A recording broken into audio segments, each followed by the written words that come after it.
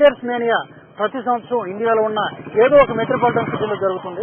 ఒక్కసారి ఇమాజిన్ చేసుకోండి, 1000 cruiser bikes ఒకే చోట డ్రైవ్ చేస్తే ఎంత ఎక్సైటింగ్ గా ఉంటుందో, ఎంత థ్రిల్లింగ్ గా ఉంటుందో. It is going to be really exciting.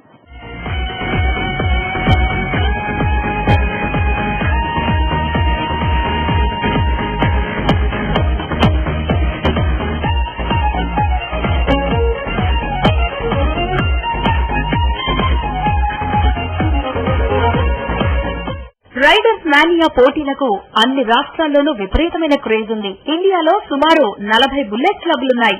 ఇవన్నీ కూడా ఈ కాంపిటీషన్ కోసం ఎంతో ఆసక్తితో ఎదురు చూస్తాయి. ఈవెంట్ మొదలు కాగానే రకరకాల బైక్లతో అక్కడ వాలిపోతారు.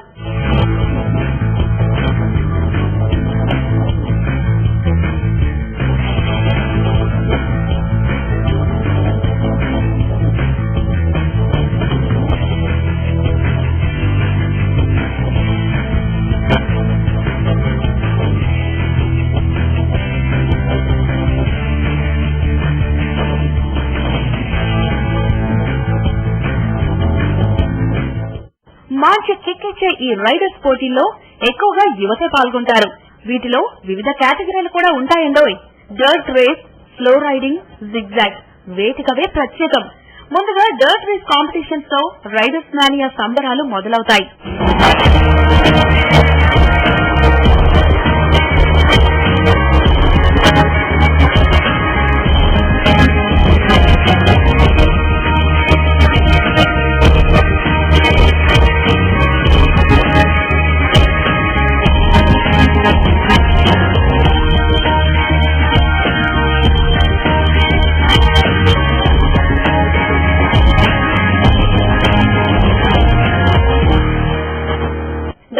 కేటగిరీలో మొత్తం 3 ల్యాప్స్ ఉంటాయి. ఈ మూడింటిని సక్సెస్ఫుల్ గా పూర్తి చేసిన వారు దీనిలో విజేతలవుతారు. అయితే ఇదంత ఆషామాషి వ్యవహారం కాదు. ఇసుకలో బైక్ రైడింగ్ చేయాలి. అయినా సరే రిస్క్ ని లెక్క చేయకుండా యూత్ అధిక సంఖ్యలో పాల్గొంటారు.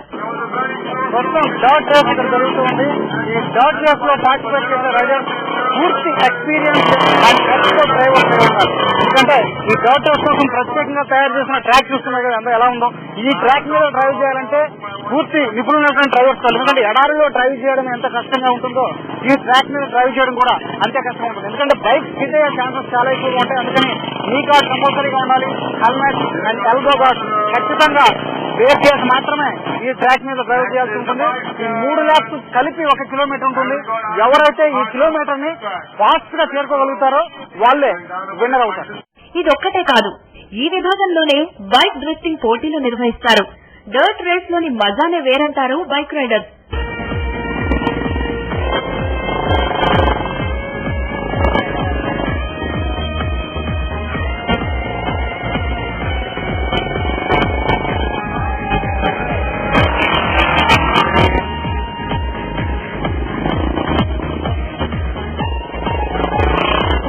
ఇసుకలో డ్రైవ్ చేయడం అంటే అంత సులువైన విషయం కాదు.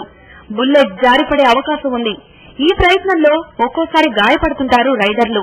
దీన్ని దృష్టిలో ఉంచుకుని first aid kit, doctor, ambulance లాంటి అత్యవసర సదుపాయాల్ని అందుబాటులో ఉంచుతారు నిర్వాహకులు. ఈ పోటీల్లో పాల్గొనడానికి హైదరాబాద్ నుంచి కూడా దాదాపు 10 మంది రైడర్లు వచ్చారు. ఇలాంటి పోటీలు దేశంలో ఎక్కడ జరిగినా తప్పకుండా పాల్గొంటామని వాళ్లు చెప్తున్నారు.